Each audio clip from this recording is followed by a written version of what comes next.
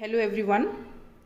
पिछले लेक्चर में हम लोगों ने देखा किसी भी प्योरली रेजिस्टिव सर्किट में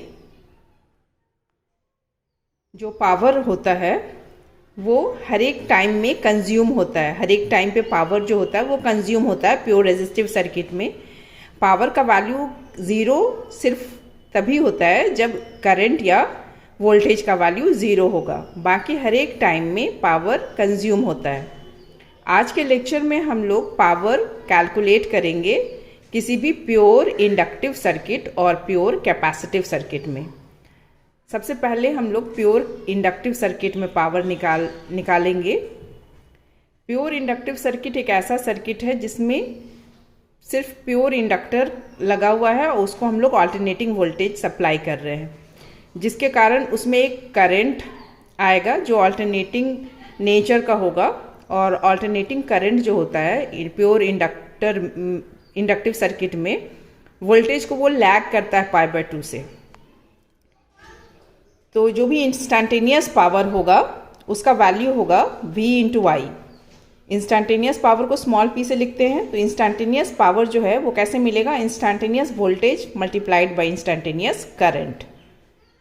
इंस्टैंटेनियस वोल्टेज स्मॉल v है, इंस्टैंटेनियस करंट स्मॉल i है। मतलब इंस्टैंटेनियस पावर बराबर instantaneous voltage into instantaneous current.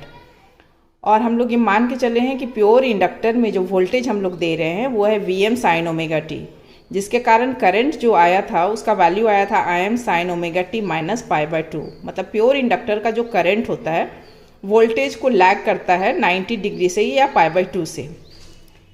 V और I का वैल्यू सब्सटीट्यूट कर देंगे तो ये इंस्टैंटेनियस पावर का ये वैल्यू आ जाएगा। Sign omega T minus pi by 2 का वैल्यू आता है माइनस कॉस ओमेगा टी, इसलिए P का वैल्यू आ जाएगा minus Vm Im into sine omega t into cos omega T. इसमें अगर ऊपर नीचे दोनों को 2 से मल्टीप्लाई कर देंगे तो ये आ जाएगा minus 2 Vm Im sign omega t into cos omega t divided by 2। अब ट्रिग्नोमेट्री से 2 sine omega t into cos omega T होता है साइन 2 ओमेगा टी, इसलिए इंस्टैंटेनियस पावर का वैल्यू आ गया minus Vm Im upon 2 into sine 2 omega t. अब हम लोग को पावर निकालना है पूरे साइकिल के लिए, मतलब एक साइकिल के लिए हमको पावर का वैल्यू निकालना है।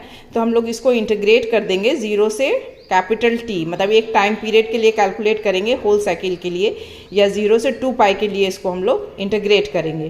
तो पावर जो आएगा कंप्लीट साइकिल के लिए, मतलब होल साइकिल का जो वैल्यू आएगा पावर का वो हो जाएगा minus Vm Im upon 2 integration from 0 to 2 pi sine 2 omega t into d t. और ये इंटीग्रेशन का वैल्यू जो है वो जब कैलकुलेट करेंगे इसका वैल्यू 0 आ जाता है, जिसके कारण पावर जो होगा कंप्लीट साइकिल के लिए, ट्रू पावर या एवरेज पावर एक कंप्लीट साइकिल के लिए उसका वैल्यू 0 आएगा।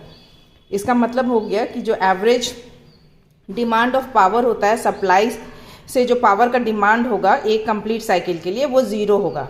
इसलिए प्योरली इंडक्टिव सर्किट में पावर कंज्यूम नहीं होता है, कोई भी पावर कंजम्पशन नहीं होता है प्योर इंडक्टिव सर्किट में। क्योंकि अगर एक हाफ साइकिल में पावर अगर पॉजिटिव आता है तो दूसरे हाफ साइकिल में पावर का वैल्यू नेगेटिव आता है, जिसके कारण कि एवरेज पावर कंप्लीट साइकिल के लिए या फुल साइकिल के लिए एवरेज पावर का वैल्यू 0 आ जाता है, क्योंकि हाफ साइकिल में पावर पॉजिटिव आ रहा है, हाफ साइकिल में पावर नेगेटिव आ रहा है। पॉजिटिव पावर का ये मतलब हुआ कि जो पावर एनर्जी है वो सप्लाई हो रहा है मैग्नेटिक फील्ड को। और नेगेटिव पावर का ये मतलब हो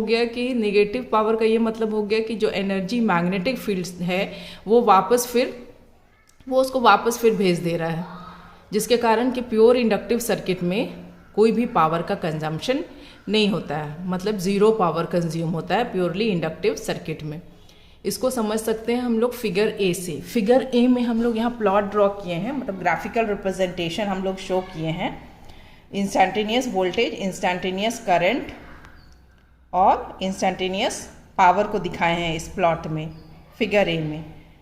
तो ये हम लोग यहाँ ये V का प्लॉट है, मतलब वोल्टेज अल्टरनेटिंग वोल्टेज का प्लॉट है प्योर इंडक्टर में। ये हम लोग वोल्टेज सप्लाई कर रहे हैं और इसके कारण जो करंट हमको प्रोड्यूस होगा वो इससे 90 डिग्री लैग करेगा, इसलिए ये करंट का प्लॉट इस तरह से आएगा, इधर नेगेटिव आएगा करंट, तो इस तरह से ये करंट का प्लॉट आएगा। पावर निकालने के लिए हमको हर एक टाइम पर V और I का प्रोडक्ट लेना होगा। यहाँ पर वोल्टेज 0 है और करंट नेगेटिव है, नेगेटिव इंटू 0, 0 आ जाएगा पावर का वैल्यू इस पॉइंट पे। यहाँ पर फिर करंट 0 हो जा रहा है, तो फिर V इंटू I करेंगे तो फिर यहाँ भी पावर 0 हो जाएगा। और यहाँ पर वोल्टेज पॉजिटिव है और इस जगह पर ये जो करंट का वेव आएगा ये निगेटिव है, पॉजिटिव इंटू नेगेटिव नेगेटिव आएगा। इसलिए यहाँ से यहाँ तक 0 से 90 डिग्री में पावर जो है उसका नेगेटिव वैल्यू आएगा। उसी तरह से इस यहाँ से 90 से 180 के बीच में जब जाएंगे, फिर 180 में देख रहे हैं वोल्टेज 0 हो जा रहा है, इसलिए पावर यहाँ पर भी 0 हो जाएगा। और इस इंटरवल में 90 से 180 के बीच में वोल्टेज भी पॉजिटिव है, करंट भी पॉजिटिव है, इसलिए दोनों को मल्टीप्लाई करेंगे तो पावर भी पॉजिटिव आएगा। इसलिए इस इंटरवल में पॉजिटिव पावर आया है। फिर यहाँ देख रहे हैं कि ये यहाँ पर फिर करंट 0 हो रहा है, तो पावर फिर यहाँ 0 हो जाएगा और यहाँ वोल्टेज 0 है, इसलिए पावर यहाँ भी 0 हो जाएगा। यहाँ पर ये करंट पॉजिटिव है, वोल्टेज निगेटिव है, तो पॉजिटिव इंटू नेगेटिव नेगेटिव, तो यहाँ पावर हमको निगेटिव मिलेगा इस इंटरवल में। उसके बाद फिर यहाँ पर देख रहे हैं कि 0 हो जा रहा है वोल्टेज, इसलिए फिर पावर यहाँ फिर 0 हो जाएगा। और यहाँ दोनों निगेटिव है, वोल्टेज भी और करंट भी, तो निगेटिव को मल्टीप्लाई करेंगे निगेटिव से तो पॉजिटिव आ जाएगा। तो यहाँ से यहाँ तक 270 डिग्री से 360 डिग्री के बीच में पॉजिटिव पावर आएगा। तो ये है पावर का वेव, ये है करंट का वेव, ये है वोल्टेज का वेव। तो इस तरह से हम लोग देख रहे हैं कि एक कंप्लीट साइकिल में पावर नेगेटिव है, पॉजिटिव है, नेगेटिव है, पॉजिटिव है, जिसके कारण जो एवरेज पावर आएगा एक कंप्लीट साइकिल में उसका वैल्यू 0 हो जाता है। लेकिन साथ ही साथ हम लोग ये भी देख रहे हैं ये जो पावर वेव है इसका फ्रीक्वेंसी डबल है वोल्टेज और करंट से, क्योंकि यह टर्म है साइन 2 ओमेगा टी, जबकि वोल्टेज में है साइन ओमेगा टी, करंट में भी है साइन ओमेगा टी माइनस π/2। इसलिए ये जो पावर वेव है इसका फ्रीक्वेंसी दुगुना होगा वोल्टेज और करंट के फ्रीक्वेंसी से, और इसका जो मैक्सिमम एम्पलीट्यूड होगा पावर का वो होगा Vm/2, जो कि ये है, ये पावर वेव का एम्पलीट्यूड है या पावर वेव का मैक्सिमम वैल्यू है वो। तो इस तरह से हम लोग देखते हैं कि प्योर इंडक्टिव सर्किट में कोई भी पावर कंज्यूम नहीं होगा, मतलब पावर 0 पावर कंज्यूम होता है प्योर इंडक्टिव सर्किट में। अब नेक्स्ट हम लोग डिस्कस करेंगे प्योर कैपेसिटिव सर्किट में क्या पावर होता है, कितना पावर कंज्यूम होता है। तो कैपेसिटिव सर्किट एक ऐसा सर्किट होगा जिसमें सिर्फ कैपेसिटर लगा हुआ है और उसमें हम लोग अल्टरनेटिंग वोल्टेज सप्लाई कर रहे हैं, जिसके कारण करंट जो उसमें प्रोड्यूस होता है उसका वैल्यू वो लीड करता है वोल्टेज से 90 डिग्री से। उसका एक्सप्रेशन आता है Im sin omega t plus π/2। फिर उसी तरह से इंस्टैंटेनियस पावर इस केस में भी निकाले हैं। इंस्टैंटेनियस पावर जो होगा स्मॉल p, इंस्टैंटेनियस वोल्टेज और इंस्टैंटेनियस करंट का प्रोडक्ट होगा V इंटू आई, P बराबर V इंटू आई। V का वैल्यू है Vm sin omega t, capacitor में I का वैल्यू आया है Im sin omega t plus π/2, इसलिए आ गया Vm Im into sine omega t into cos omega t. इसको फिर ऊपर नीचे हम लोग मल्टीप्लाई किए 2 से, तो आ जाएगा 2 times of Vm Im sine 2 omega t divided by 2।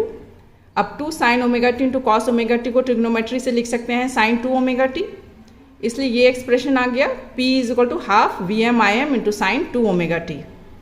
अब पूरे साइकिल के लिए अगर पावर का वैल्यू निकालना है तो इसको हम लोग इंटीग्रेट करेंगे 0 से 2π के बीच में, मतलब एक टाइम पीरियड के लिए इसको हम लोग इंटीग्रेट करेंगे। तो देखेंगे कि ये जो इंटीग्रेशन है इसका वैल्यू 0 आ जाएगा, जिसके कारण कि पावर जो होगा या ट्रू पावर या एवरेज पावर एक complete cycle of alternating current के लिए पावर का वैल्यू 0 आ जाएगा।